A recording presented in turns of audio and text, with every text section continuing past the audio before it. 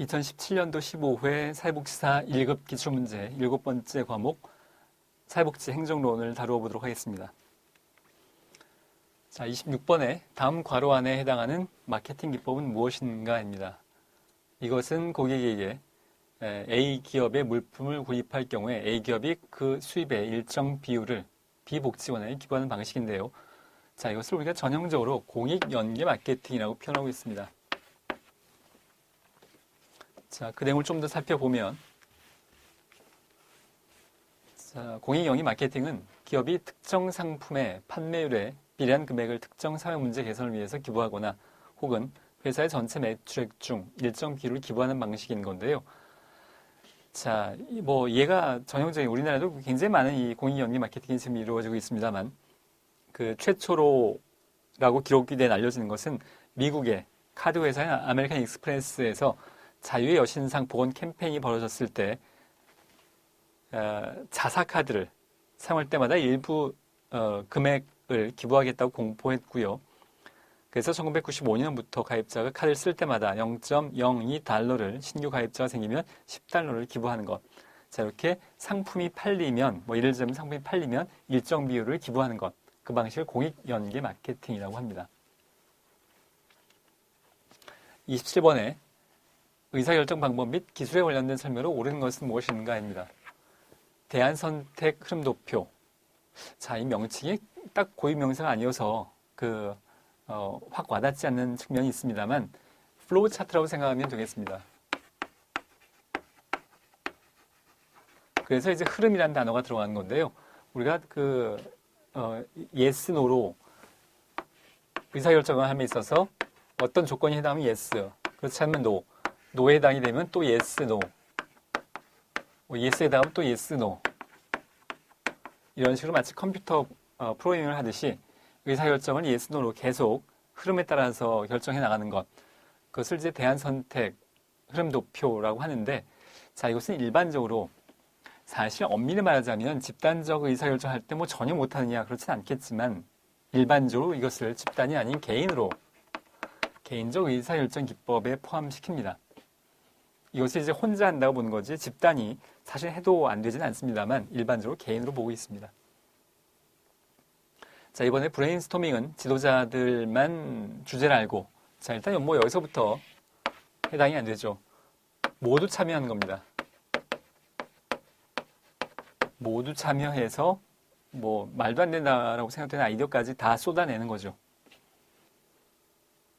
세 번째, 판단적 결정은 정보 수집, 연구, 분석과 같은 합리적이고 과학적인 절차를 통해 이루어진다인데, 자, 틀린 지문인데요. 아마도 맞다고 체크하신 수험생들이 많지 않을까라고 판단되는 지문입니다.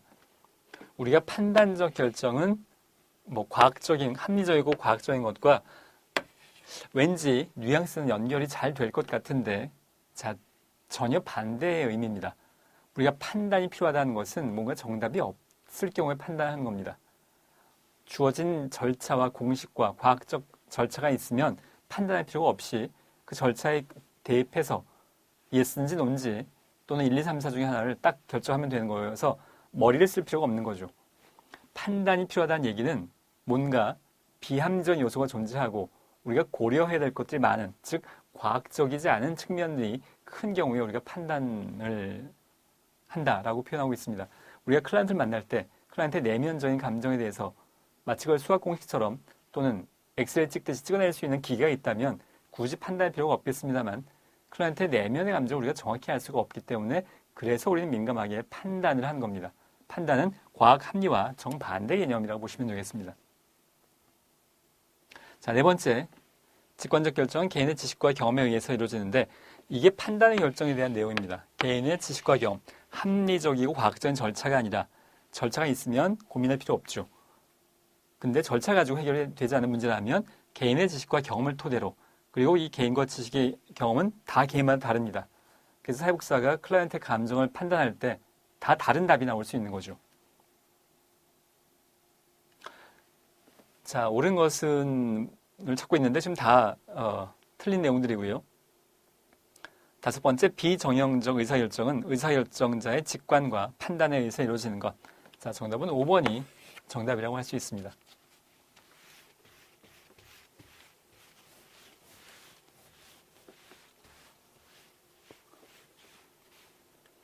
28번에 총체적 품질 관리에 관련된 설명을 옳지 않은 것은입니다. 고객 중심 관리를 강조하고요. 자, 이런 내용들이 지금 보면 너무나 당연해서 도대체 TQM이라는 게 왜 필요했을까라고 생각되는 측면도 있습니다만 그 경영학의 출발점에 보면 그 과거에 그러니까 2차 세계대전 이전에는 만들어내기만 하면 팔리는 상황이었기 때문에 파는 것, 소비자는 두 번째 문제였고 어떻게 생산하느냐가 더 중점적인 과제였었습니다. 생산만 해내면 알아서 시장에서 팔리니까 요즘은 이제 너무나 당연한 표현 같아 보입니다만 맞고요. 지속적인 서비스 품질 향상을 강조하고 있습니다. 서비스 품질을 마지막 단계 고려한다인데요. 여기 총체적이란 말의 의미는 마지막이 아니고 전체 과정, 전체 단계 상품을 기획한 것부터 시작해서 마지막까지 애프터 서비스까지 서비스 품질을 총체적으로 처음부터 끝까지 전 과정에서 고려하는 것을 이제 특징으로 하고 있습니다. 옳지 않은 것은 정답은 3번이고요. 의사결정은 자료 분석에 기반을 합니다. 품질 향상은 모든 조직 구성원들의 헌신을 필요로 합니다. 뭐 너무나 당연한 얘기 같아 보입니다만 그 이전 시기와 비교하자면 좀 그 TQM에 출발하게 된 그 배경이 도출되게 됩니다.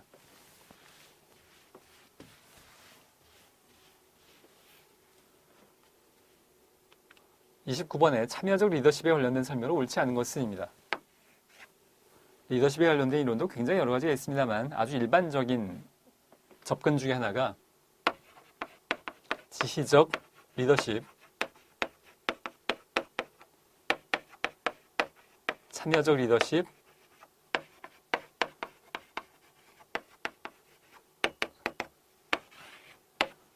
자, 일반적인 접근 중에 하나가 이렇게 세 가지로 나누는 건데요.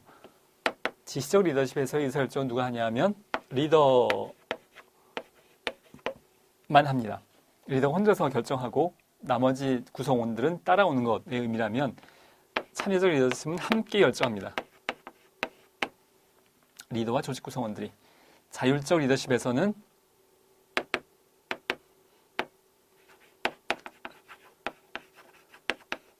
오히려 리더는 빠지고 구성원들이 자율적으로 알아서 결정하는 방식인데요. 여기서 묻고 있는 건 참여적 리더십에서 대해서 묻고 있고요. 직원들의 지식과 기술 활용이 용이하고 직원들의 사명감이 증진될 수 있습니다. 책임 분산으로 인해서 조직이 무기력해질 수도 있겠고요. 하급자들의 의사결정을 적극적으로 주도하는 것은 4번은 이 자율적 리더십에 해당하는 내용입니다. 리더 직원 간의 양방향 의사소통이 가능하다. 정답은 4번입니다.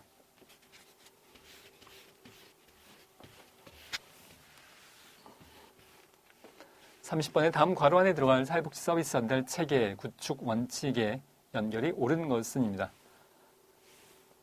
자, 클라이언트의 욕구와 문제 해결에 위해서 다양한 서비스를 제공하는 것, 포괄성의 원칙이고요.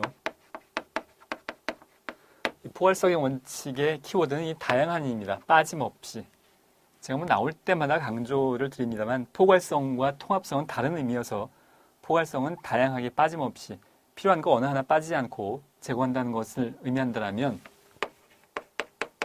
자, 클라이언트의 지역사회에 나와 있는 클라이언트에게 다양한 서비스가 필요로 합니다.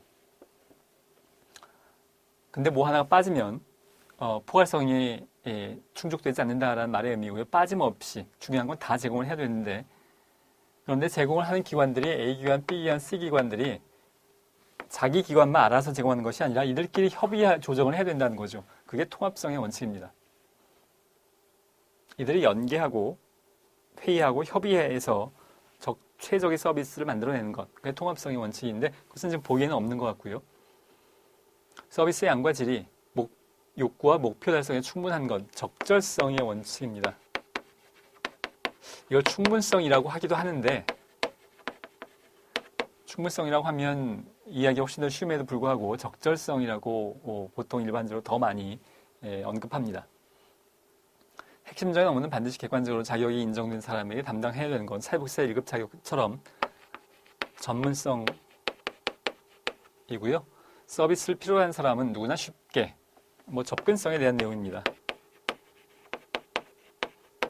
접근성이 반드시 물리적인, 그러니까 휠체어 장애인이 계단을 이용하지 못하니까 경사를 만드는 것도 포함되겠고, 그것뿐만 아니라 심리적 여러 가지 아주 포괄적인 내용을 다 포함할 수 있습니다.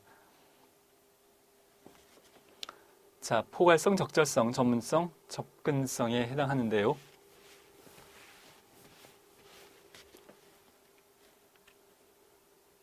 자, 정답을 보면 정답은 2번에 해당하는 포괄성, 적절성, 전문성, 접근성에 해당이 됩니다. 31번에 사회복지 조직의 부분화에 관련된 설명으로 옳은 것을 모두 고르는 것은입니다. 서비스 기준으로 서비스 제공, 사례 관리, 지역사회 조직 등으로 구분하는 것이 아니고요. 서비스 기준에 대해서는 개별, 집단, 지역사회 등으로 구분하는 것을 서비스 기준이라고 표현을 합니다. 지리적 기준, 클라이언트 거주 지역에 따른 구분, 이것은 물론 맞는 내용이고요. 자, 기능 기준. 기능 기준이 여기에 대한 설명입니다. 서비스 제공, 사례 관리, 지역사회 조직, 사회복지기관의 지역사회복지관 3대 기능, 이렇게 이야기하고 있는 내용이죠. 기역과 디귿이 서로 뒤바뀌었고요. 자, 리을의 시간 기준, 업무 시간에 따라서 2교대 혹은 3교대로. 먹고 자고 하는 거주시설, 생활시설의 경우에는 2교대, 3교대, 지금 대부분이 여전히 2교대로 하고 있습니다만 사실은 3교대로 가야 되겠죠. 우리도 노동자이고 하루 8시간 근무 시스템으로 3교대로 가야 될 겁니다. 자, 니은과 리을, 31번의 정답은 니은과 리을, 그러니까 3번이 정답입니다.